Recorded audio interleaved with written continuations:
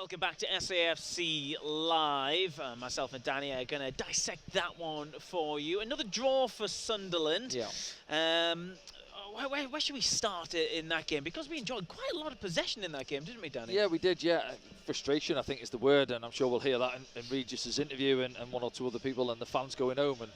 And yeah, I think from sort of 10 minutes onwards, it felt like we dominated the game, really. West Brom, I expected more from them, for honest. Yes, they're unbeaten in 8. They've had 7 draws in that.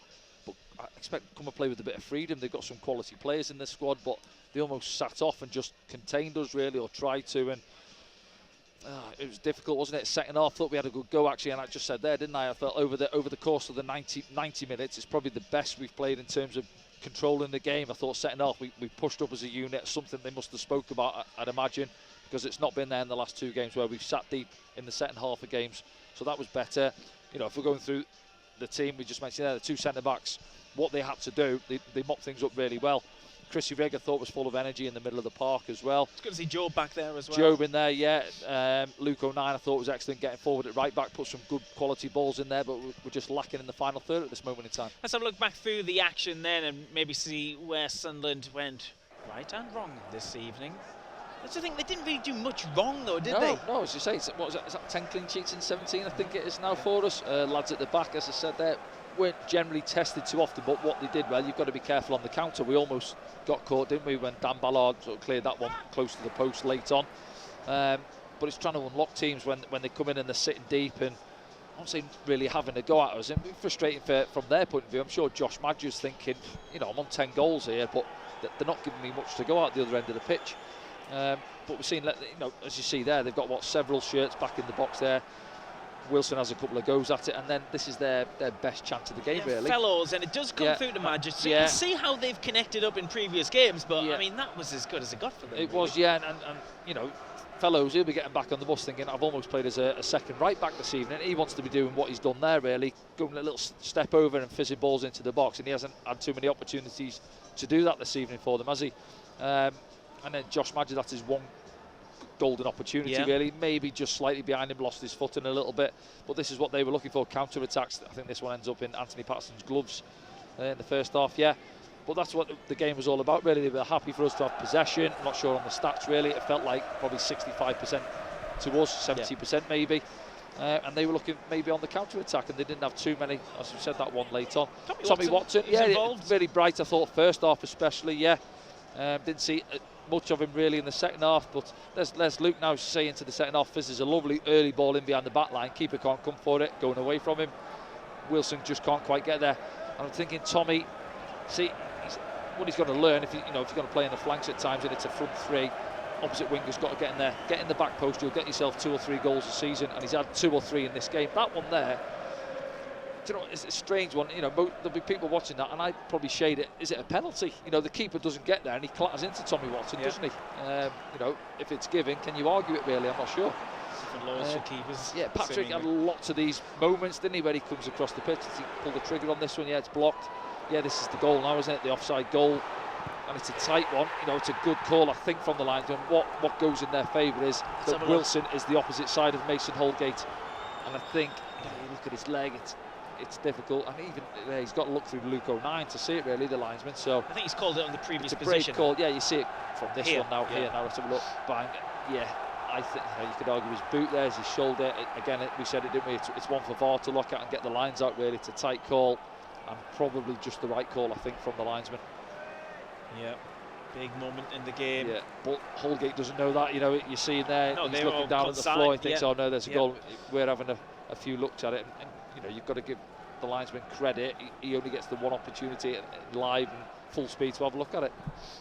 But yeah, as you say, in that second half alone, it felt like we had probably 70% of the ball, didn't we? And again, there's another one for Tommy there. And, you know, he's up against Fellows, and Tommy, I'm not saying he's renowned for his heading ability, but just get yourself in there. He's got a spring about him, go and compete and nod it back across. But he's learning. You know, we've got a young squad in there. There's young lads. Mienda coming off the bench, and he didn't really look comfortable for me playing on the left-hand side. You know, at the weekend on that right-hand side. And these days, it's all about wingers playing on their opposite sides, isn't it? Want to come in the pitch, and he didn't too often want to go on the outside of his full-back Close one there from Roberts. Yeah, it was well worked, and generally our good play come down the right hand side in the second half, didn't it? And that one there for Patrick. Was he on what? I think he got 1 goal at Plymouth, didn't he, earlier in the season from the penalty spot. Other than that, he's still looking to add to that tally, I think. So yeah, he'll look back at that one and think better connection on it, firmer connection, and I'm probably putting us in front. And then little moments like this, isn't it? Another night that one drops there for Wilson at the far post, and he guides it in. And here's Meander, just steals this one off Mason Holgate. Chris Rigg comes to him. Let's have a look. Yeah, he goes there. Again, it's easy. Maybe can he slot it far right corner?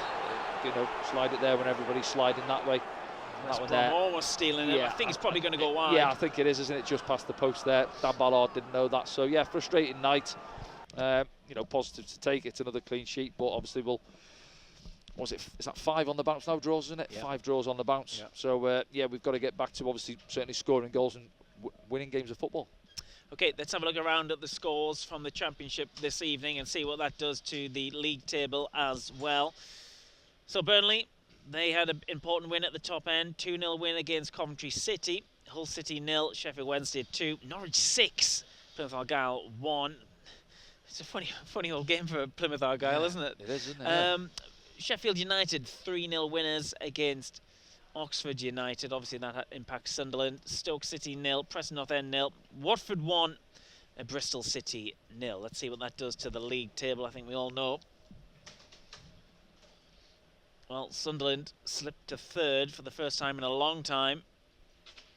And there you have it. Sheffield United top of the pops at the moment by 2 points as well. Yeah, Leeds play tomorrow night, don't they? So we could drop down to 4th as things stand. So that's how it stands for Sunderland. And a quick look at the bottom. Why not? And while you're looking at that, we'll look towards our next game here on SAFC Live. And the next game is a hard one as well, with a chance to get right amongst it again, Danny. Yeah, I mean, if you said this week, and a lot of people would say you 2 away games and the home game, you take 5 points, and obviously we've picked up the 2 now, so you've got to go there. And yeah, listen, if you want to go about there, go and beat the league leaders. It's as simple as that, isn't it, really? And it's going to be a tough evening, but we seem we're more than capable.